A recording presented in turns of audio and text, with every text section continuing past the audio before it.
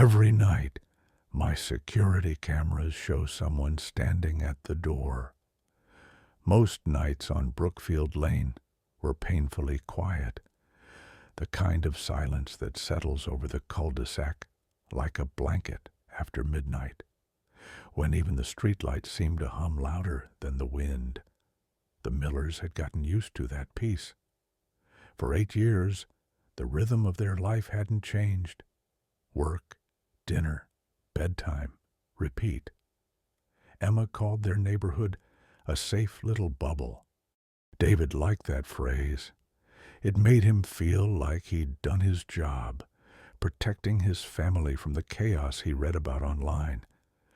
Their house was the last one before the woods began.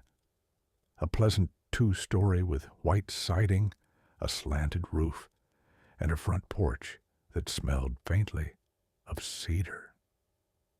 The security system had always been a formality, more of a comfort than a need. Until the winter storms came. Power flickers, porch lights burning out. Those little disruptions convinced David to upgrade everything. He installed a full smart home setup, motion sensors, cameras, and a doorbell that sent real-time alerts to his phone. "It's peace of mind," he told Emma. "We'll finally know when the Amazon guy tosses packages again." The first few nights after installation were uneventful. False triggers from passing cars, a few neighborhood cats. Nothing serious. But on March 6th, at exactly 2:17 a.m., David's phone buzzed beside the bed.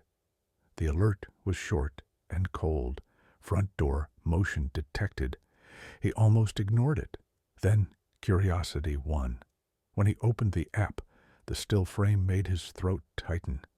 Someone was standing on their porch. The figure was tall, wrapped in a long coat that looked darker than the night itself.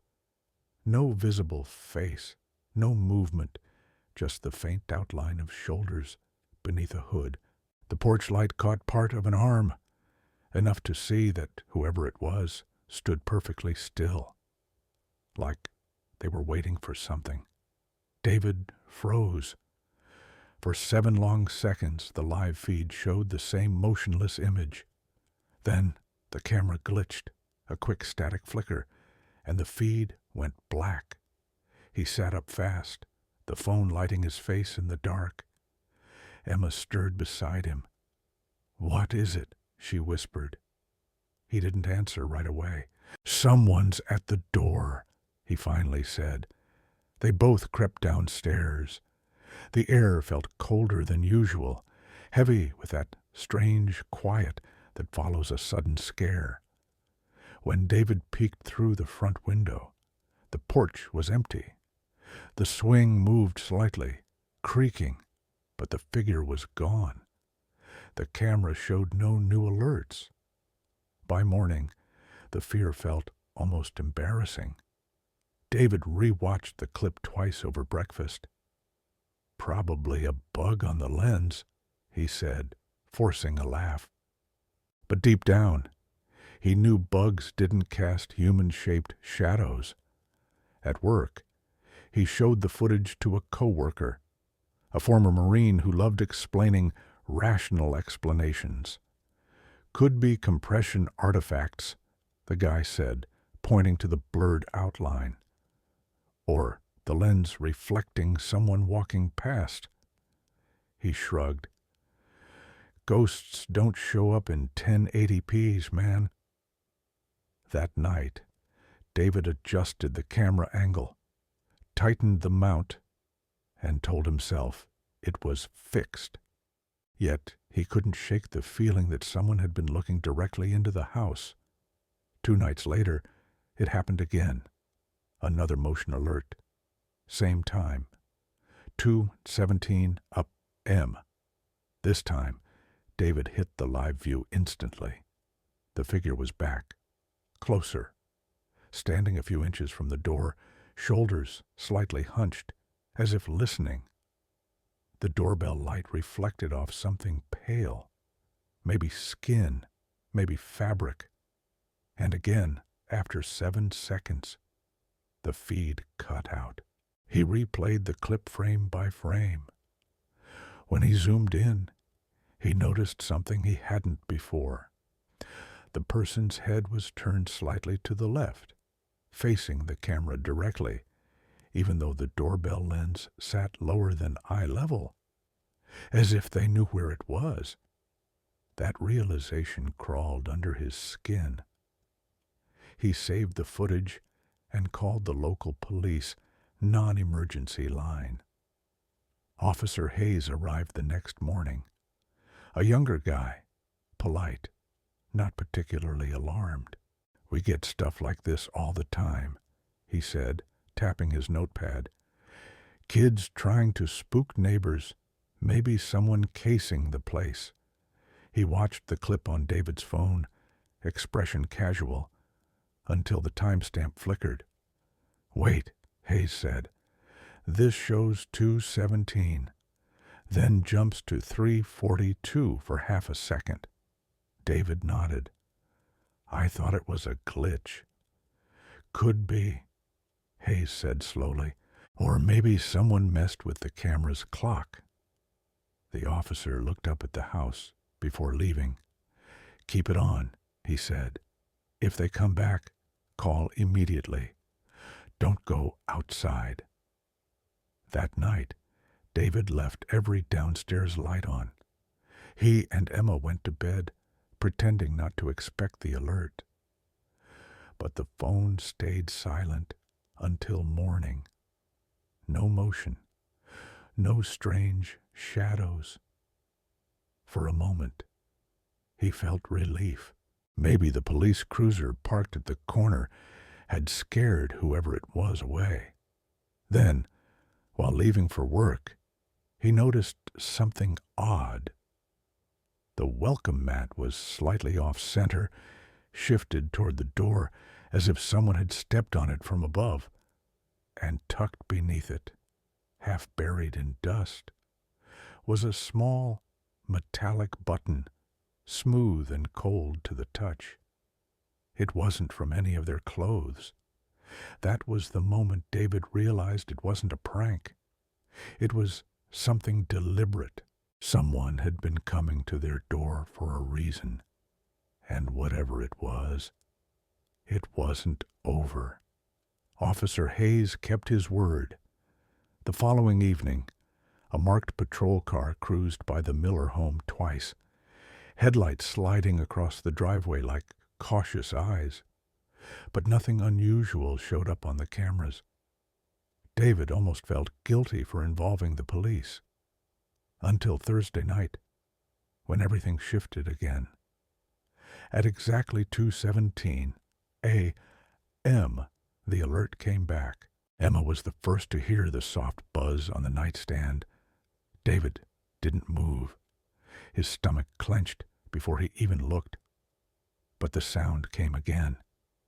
Motion detected. He unlocked the phone and opened the app. This time, the figure was farther from the door, standing near the edge of the porch. Still, but different. The outline looked distorted, like the body was slightly leaning forward. The head tilted in a way that didn't look right. David tried to zoom in, but the camera glitched again. The screen froze on the figure's face, or where the face should have been, before the feed blinked to black. Only 6 seconds this time. The signal had dropped even faster. By morning, David sent the video directly to Officer Hayes. He didn't expect much. Most small-town police departments didn't have the tools for this kind of thing. But by that afternoon, Hayes showed up again, this time with another officer and a portable laptop. "We've got a tech guy at the precinct who owes me a favor," Hayes said. "Mind if we take a closer look?" They set the laptop on the kitchen table. David watched as the officer transferred the footage and ran a simple analysis. The playback speed slowed down, frame by frame. "See this," the tech said, pointing to the lower corner. The timestamp's fluctuating again. 2:17 jumps to 3:41 for one frame. That's impossible unless someone tampered with the encoding. You're using cloud storage, right? David nodded. All uploaded automatically. Then, the glitch isn't local, the tech said. It's on the feed itself. Someone might be spoofing your camera system. Emma frowned. Spoofing? The officer leaned back. It means someone could have hacked it, or worse, replaced the feed entirely with pre-recorded footage. David blinked. So, this person might not even be standing there in real time. The tech shrugged. Maybe. Or maybe they're editing the footage after it uploads.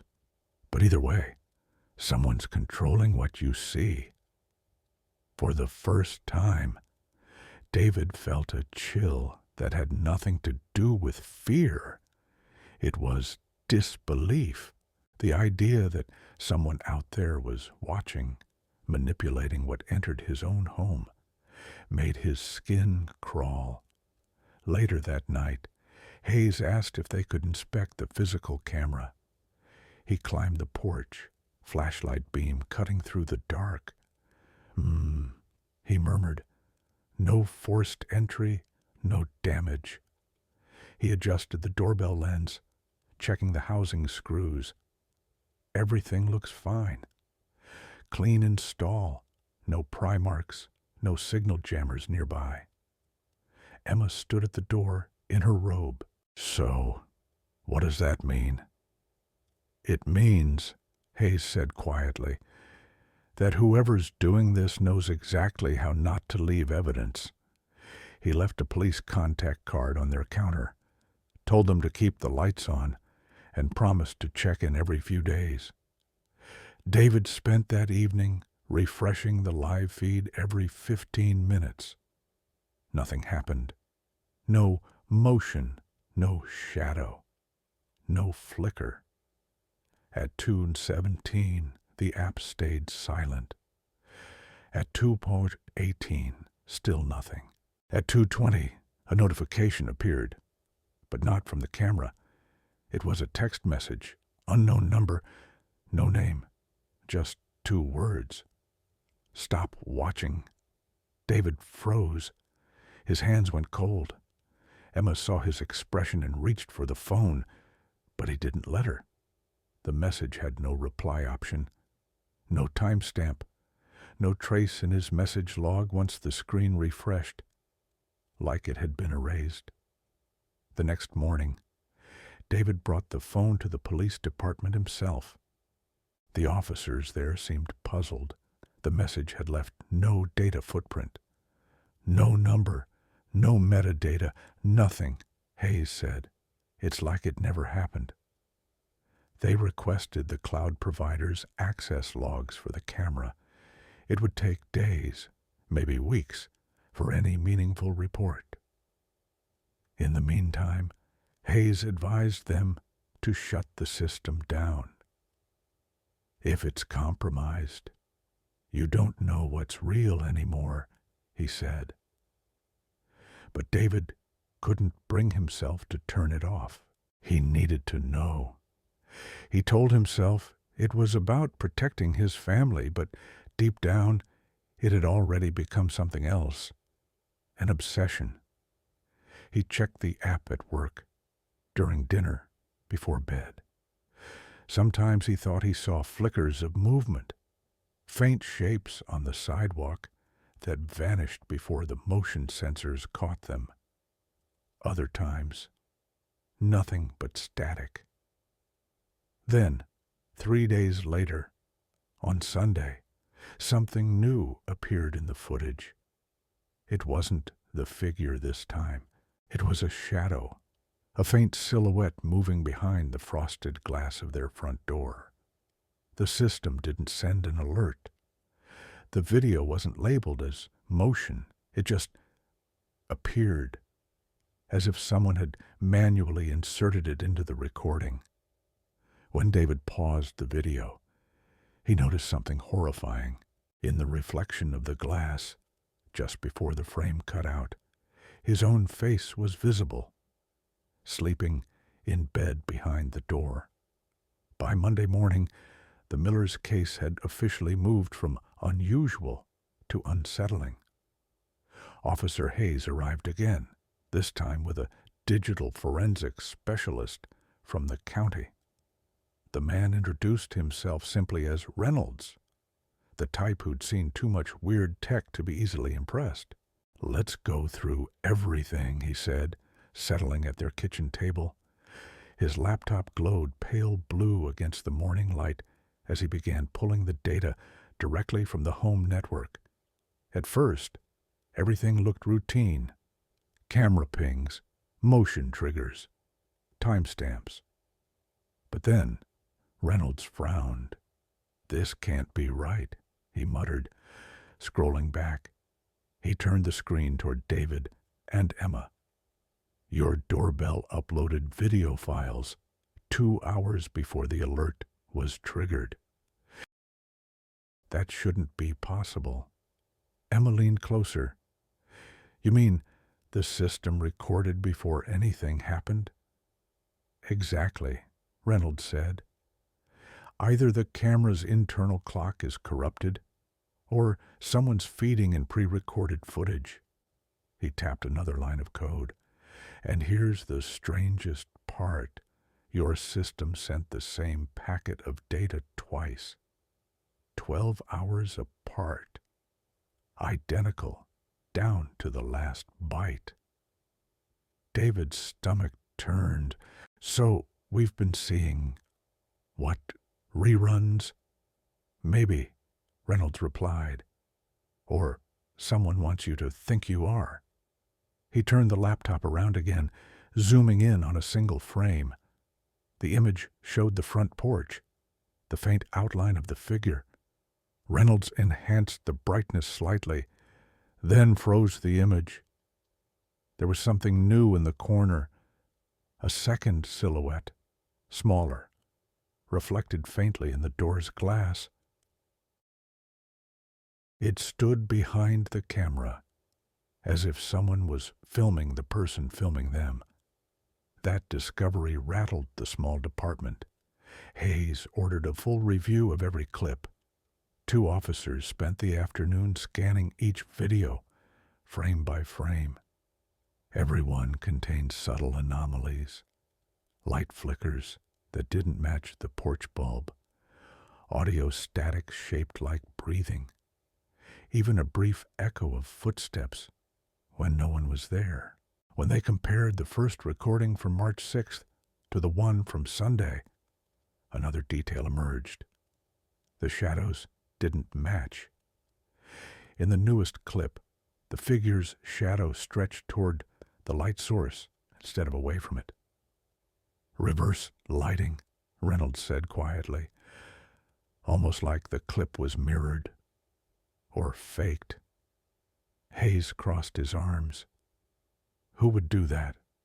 Why?" Reynolds shrugged. "Whoever's doing this has access to the raw feed. It could be someone in the system, an inside job, or someone who used to live here." Emma's face went pale. "The previous owners, they moved out suddenly, right? That older couple?" David nodded slowly. "The Graysons. She said her husband got sick. They left everything behind." Reynolds looked up. "Do you have a forwarding address?" "Not really," Emma said. "But their son used to visit.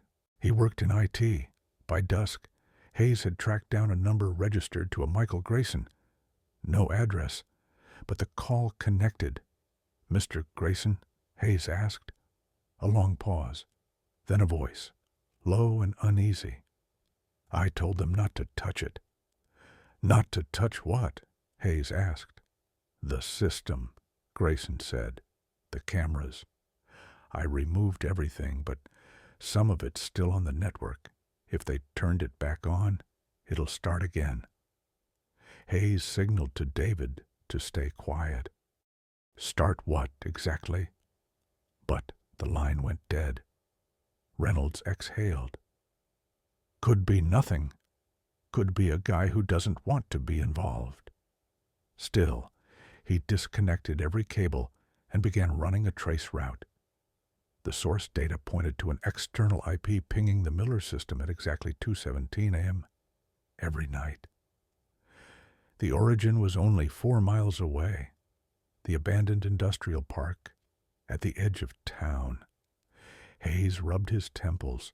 If someone's doing this from there, we'll find them. David wanted to believe him, but doubt was already creeping in. Because when he looked back at the paused frame on Reynolds's laptop, the faint reflection of the second silhouette behind the camera looked too familiar. Same height, same posture. It looked like him. The next night, Hayes and Reynolds returned with a warrant to inspect the industrial park. It had been abandoned for nearly a decade, the kind of forgotten property that towns leave off the tourist map. Chain-link fences, rusted gates, and buildings swallowed by ivy. The place smelled of wet concrete and old oil, the air heavy with a metallic tang. They parked near the main loading bay, lights off. Only the sound of distant traffic and the buzz of high wires broke the silence. "Signals still active," Reynolds said, checking a handheld receiver, origins fluctuating between the old maintenance office and the east warehouse. Whoever's sending data, they're using short bursts, enough to stay invisible unless you're looking. Hayes motioned for them to move. Flashlights cut through dust, thick as smoke. Inside, piles of decaying cardboard boxes collapsed under their boots. Rat droppings, rusted tools, a collapsed desk. Nothing that looked remotely digital. Then Reynolds stopped. "Hold on." In the corner, half hidden beneath a tarp, was an electrical cabinet still humming faintly. The panel had been forced open and rewired with consumer-grade routers, cheap ones, stacked in a tangle of cables and duct tape. "Someone built a relay," Reynolds said. "It's bouncing the Miller feed through here. Keeps it local, so the source looks random." Hayes crouched closer. "How old is this?" Reynolds frowned. "Hard to say. Some parts are newer. Some of it's older than the company that made your camera." David, who had insisted on coming along, stayed by the doorway, hands shoved in his jacket pockets. He hadn't wanted to be there, but curiosity had devoured his fear. As the light swept the far wall, something caught his eye. Drawings, dozens of them, pinned to the concrete with nails. Each one was a still frame printed from a video feed. His own front porch, dated nights before the system was even installed. Reynolds approached the drawings carefully. "Whoever did this had access for years," he murmured. "They weren't recording you. They were recording the house itself." Hayes took photos for evidence. "You're saying someone's been watching this property since before the Millers moved in?" "Looks that way." Reynolds pointed to one printout near the bottom. "Check the timestamp, March 2013. Same date the previous owners filed the moving permit." David swallowed hard. "That's 12 years ago." A soft crack echoed through the warehouse, metal bending somewhere in the dark. Hayes spun, flashlight sweeping across steel beams. "We're not alone," he whispered. They froze, listening. Nothing but wind. Then another sound. A slow creak, like footsteps above them on the catwalk. "Police!" Hayes called out, beam darting upward. No response. Dust sifted down from the rafters. He motioned Reynolds to the stairs. Together they climbed, boots thudding softly on iron. At the top, the catwalk opened to a small room overlooking the floor below. The air smelled like burnt wires. On a table, surrounded by empty water bottles and wrappers, sat another monitor, ancient, flickering weakly on backup power. Its screen showed a live feed. David's front door. The timestamp read 2:17 a.m. Except David checked his watch. It was 9:04 p.m. Hayes cursed under his breath. "It's streaming ahead of real time." Reynolds frowned. "Not ahead. Looped. It's feeding a recording of a future timestamp." The monitor buzzed louder, lines of static crawling across it. Then the feed stuttered. The porch came into focus again, but this time someone stood there. A shape familiar yet wrong, shoulders slightly hunched, wearing David's own jacket. Reynolds whispered, "Is that—" David shook his head slowly. "I wasn't home." On screen, the figure lifted its head. Even through the blur, the pale face was unmistakable. It was David, or someone who looked exactly like him. Hayes lunged forward to unplug the monitor, but before he could, the screen went black. Every router light on the floor below blinked out simultaneously, leaving them in complete darkness. Then, faint and tinny, a single phrase played from the monitor's dying speakers: "Stop watching." They filed an official report that night, but it read like bad fiction, mirrored footage, phantom data, false timestamps. The department sealed the warehouse for further inspection. Nothing was found when the tech team returned. All routers, all cables, even the prints on the wall, had vanished. Back home, David removed every camera from his house, or tried to. When he reached for the doorbell, it wouldn't budge, like it had fused with the frame.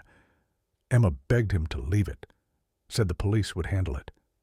So he stopped trying.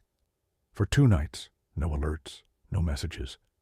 Then, on the 3rd night, at 2:17 a.m., his phone buzzed again.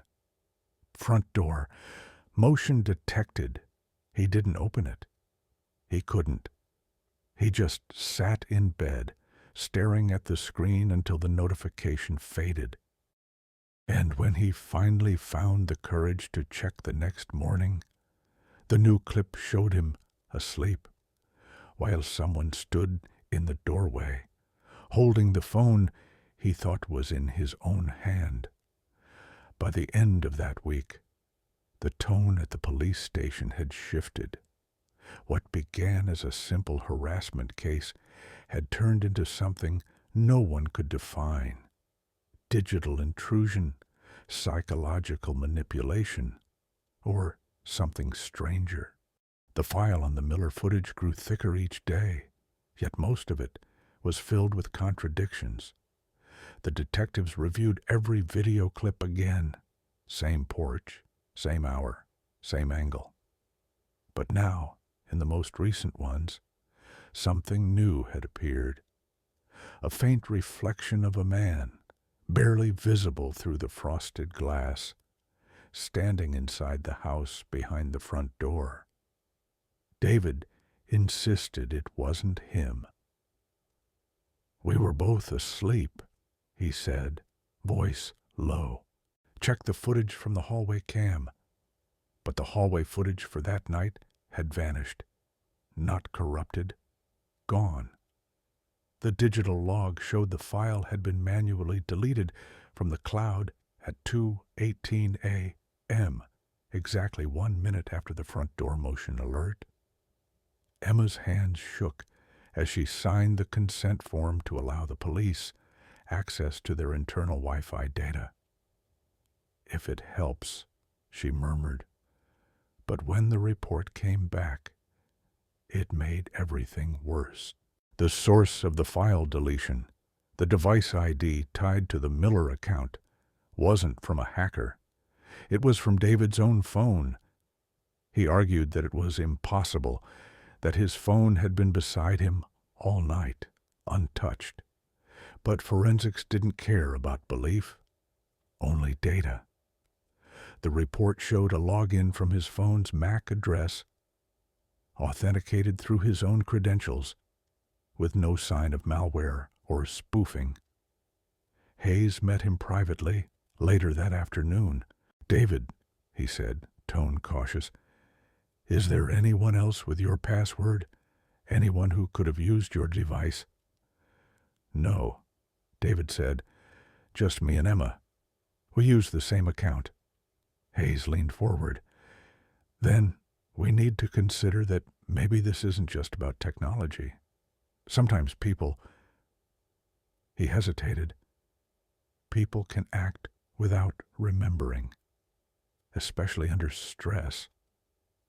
David stared at him. "You think I'm doing this?" The silence that followed was answer enough. When he went home, Emma was sitting on the couch, the house lights dimmed. She looked small, withdrawn, her eyes red from crying. "They told me," she said softly, "about the phone." He dropped into the armchair across from her. "You believe them?" "I don't know what to believe anymore," she whispered. "But every night it's the same. The cameras, the noise, the lights. I can't keep living like this." That night, David unplugged everything, routers, doorbell, even his cell signal booster.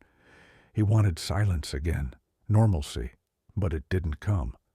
At 2:17 a.m., his phone buzzed anyway. No Wi-Fi, no service. Still, the alert appeared. "Front door motion detected." He froze, staring at the screen as the familiar thumbnail loaded.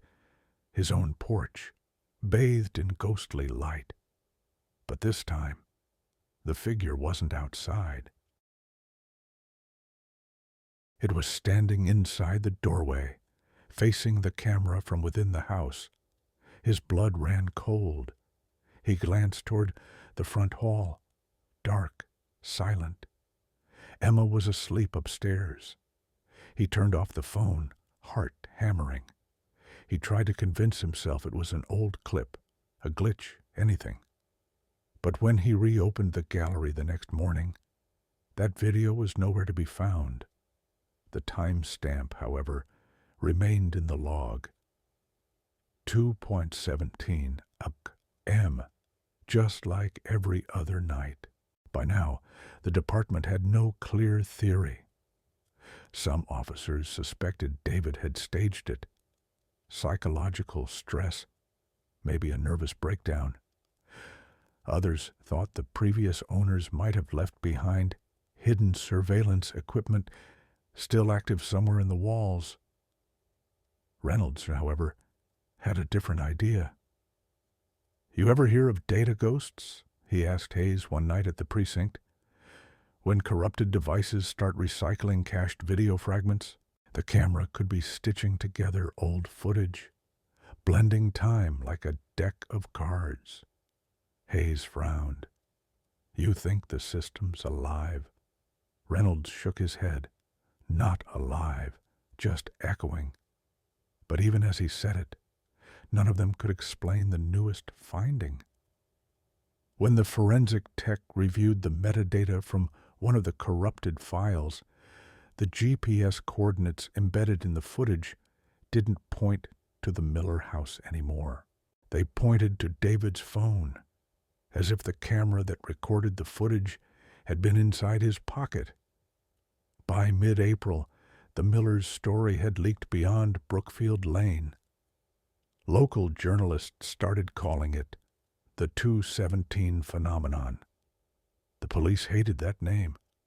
It made the case sound supernatural, like an urban legend instead of a data nightmare that had consumed half their department.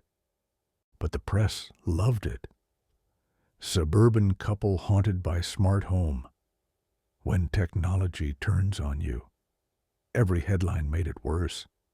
Emma stopped going to work. She didn't sleep. She'd lie awake at night, listening to the creaks of the house, flinching at every shift of the wind. Even when David unplugged every device, she said she could still hear faint static, like a television tuned to a dead channel, coming from somewhere behind the walls. David, on the other hand, had become obsessed.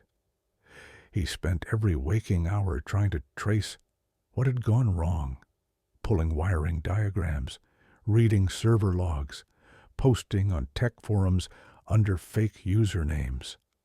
He bought a new phone after smashing the old one against the kitchen counter during an argument, swearing it had turned itself on while powered down.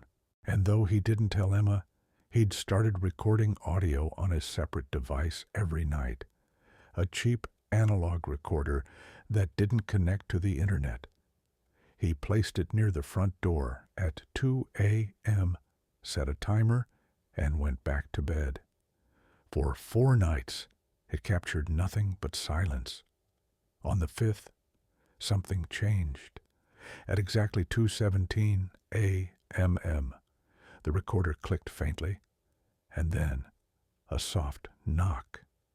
Not loud, not hurried, just 3 slow taps. Then, after a pause, a whisper. "Let me in." He played the recording for Officer Hayes the next morning. The older man sat at the kitchen table, rubbing his temples as the sound played. The whisper was low, but distinct. It wasn't distorted like static. It was human. "Could be someone outside," Hayes said finally. "Could also be—" He hesitated, searching for the right word. "A loop." David frowned. "A loop?" Hayes nodded. "Sound imprint. If your devices were compromised long enough, some of that data could be stored locally. Like the house itself is still catching up." David stared at him. "You think the house recorded a voice. I'm saying we don't know what we're dealing with." Hayes replied. "Reynolds arrived later that day to pull physical drives from the cameras, even though David swore he'd already removed them." "Then where's this coming from?" Reynolds asked, gesturing toward the glowing LED on the doorbell. It blinked twice, slow and deliberate, like an eye opening and closing. Emma backed away. "Unplug it," she whispered. David tried. Again, it wouldn't budge. 2 nights later, Emma packed a bag for herself and their daughter, Grace. "We need to go," she said. "Stay with my sister until this is over." David didn't argue. He just nodded. She kissed him goodbye at Tenskonopo M and drove off into the rain. He was alone when the lights started flickering again. At 2:17 a.m., the phone on the kitchen counter lit up, even though he'd powered it down. The screen showed a live feed, the front door, seen from the inside this time. The handle began to turn. He reached for the bat near the fridge, heart thudding so loud it drowned out every thought. "Who's there?" he shouted. No answer, just a faint mechanical hum, like the low whine of an engine idling in the distance. He stepped closer. The door was locked, but the handle kept moving. Slow, deliberate, like a hand testing it from both sides. Then it stopped. The phone buzzed again. Another alert. Front door motion detected. He didn't look. He couldn't. But the sound that followed made his knees buckle. The faint creak of footsteps crossing the floor from behind him. By morning, David was gone. The front door remained locked from the inside. His car sat untouched in the driveway. The kitchen table was covered in printed screenshots of video frames, stills from all the old alerts, layered side by side, each one identical, each showing a figure at the door, hooded, unmoving. But in the last image, dated that same night, the figure wasn't standing outside. It was standing behind the camera, inside the hallway, looking out. The doorbell light blinked twice when the officers arrived. Reynolds swore it almost looked like it was recording again. When Officer Hayes filed the missing person report for David Miller, he kept it brief. 1 page, factual, stripped of anything that might sound sensational. But even in his official notes, one sentence stood out. The final alert occurred at 2:17 a.m., consistent with all previous incidents. The case spiraled fast. Search teams combed the nearby woods for 2 weeks. Drones, dogs, volunteer groups. Nothing. It was as if he'd vanished between 2 breaths. There was no blood, no broken locks, no signs of forced entry. Only a faint smell of burnt plastic lingering near the front door, and a single set of bare footprints on the tile, leading halfway across the living room before fading. Emma returned 3 days later, pale and silent, clutching a photo of David and their daughter from a summer trip 2 years before. She couldn't bring herself to step inside the house. She stood in the driveway while the officers searched, repeating the same line over and over. He wasn't supposed to be here that night. At the time, no one understood what she meant. Reynolds spent nights reanalyzing the video files, desperate for some clue. He played the final clip hundreds of times, frame by frame, and finally, he found something the others had missed. At second 4 of the last recording, just before the frame went black, the camera's wide-angle lens caught a flicker, a faint, ghostly overlay. 2 faces, one in the doorway, one behind it. For less than a second, they seemed to merge. He froze the frame and enhanced the reflection in the window. It wasn't David standing outside. It was someone older, thinner, with eyes sunken deep under shadow.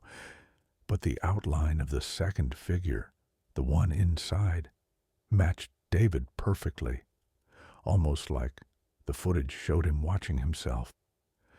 When Reynolds tried to export the file, it corrupted instantly. Every backup failed. Even his system logs vanished, replaced with a single empty text document labeled 2217. Weeks turned into months. The Miller house went up for sale again, quietly, through an agency that specialized in distressed properties. No public listing, no photos, just an address and a reduced price. Hayes drove by once in late May, out of habit. The windows were dark, curtains drawn. The lawn had gone wild, grass high enough to brush the bottom of the porch. He pulled over anyway. Old instincts die hard. He stood by the curb for a while, staring at the door that had anchored every nightmare in his department for months. The new owners hadn't moved in yet. Still, something felt off. The air was still, thick with heat. No wind, no sound. Then the porch light flickered twice, and for the briefest moment, the doorbell camera's red LED blinked back to life. Just once. He told himself it was a power surge, that the hardware was old, circuits degrading from moisture and time. But when he started the car, his police radio crackled faintly, even though it was off-duty frequency. A distorted voice whispered through the static, "Stop watching." He turned the volume down, heart pounding. The radio went silent. Emma eventually left town.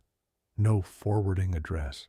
Her sister said she refused to talk about what happened, though she once admitted she still dreamed of that porch, of a figure standing under the light, unmoving, patient, waiting for something that never came. And sometimes, when she woke up in the middle of the night, her phone would flash a notification that made her stomach drop. Front door motion detected. No timestamp, no video, just the alert. When she opened the app, it always showed the same image, her own front door, seen from outside, except she didn't own a camera anymore. People like to believe technology protects us, that if something terrible happens, there'll be proof, data, recordings, evidence we can analyze and make sense of. But sometimes, the line between watching and being watched blurs so quietly that you never notice you've crossed it. Maybe the system wasn't hacked. Maybe it just learned what time fear lives in. Because at 2:17 a.m., every night, somewhere in that town, someone still gets the same alert. Front door motion detected. And in the frozen frame that follows, there's always the same faint reflection in the glass. A man standing where he shouldn't be, watching, waiting, as if he never left at all. Some stories don't end with answers. They end with questions that follow you home, the kind that linger long after the screen goes dark.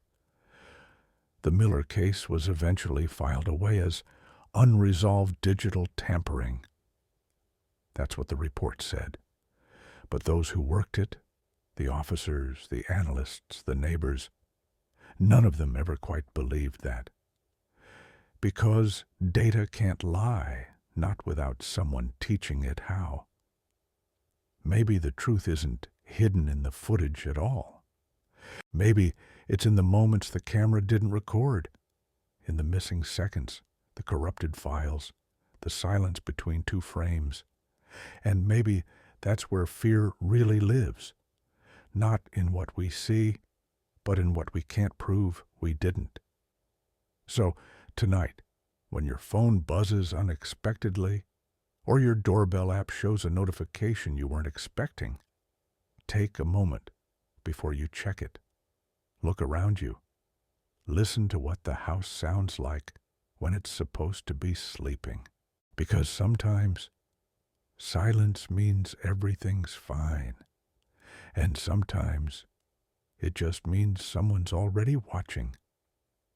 If you thought this story was disturbing, wait until you hear what happened to the couple who bought the Miller house next. Make sure you subscribe to Last Seen and turn on notifications, because you won't want to miss what comes after midnight. And remember, some cameras don't record the truth. They just replay it.